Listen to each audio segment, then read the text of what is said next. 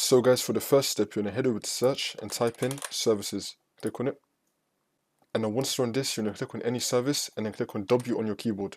Now you're going to scroll down until you find Windows Audio. You're going to double click on it. Make sure that the startup type is on automatic and then click on start, which will then make the service status running, and then click on OK. And if you got to this stage and it was already running and it was already on automatic, then you're going to click on restart the service.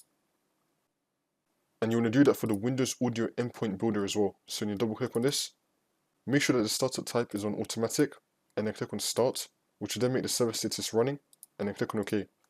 And now for the second step, you want to head over to search and type in sound settings. Click on it.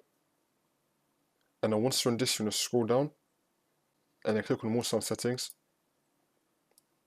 And now you're going to make sure you're on the playback tab.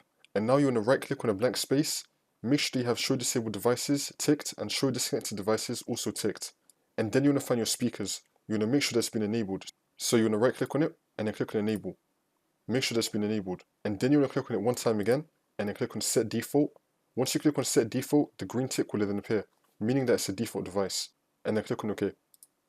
And now for the next step, you want to head over to search and type in device manager. Click on it.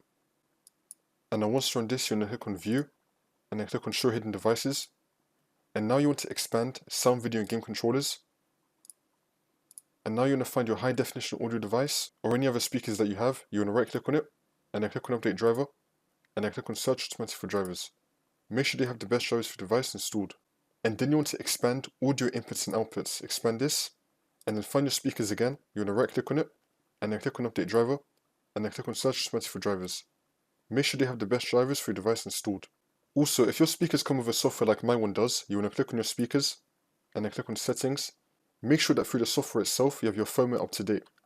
And now for the next step, you want to head over to search and type in troubleshoot settings. Click on it. And now once you're on this, you want to click on other troubleshooters. And then you want to find audio. Click on run. This will come up. Click on this. Wait for this to load. And now once this comes up, you want to click on yes. And you want to follow all the steps that come up, and then hopefully I'll fix your problem. And now for the last step, you just want to disconnect your speakers and then plug it back in again.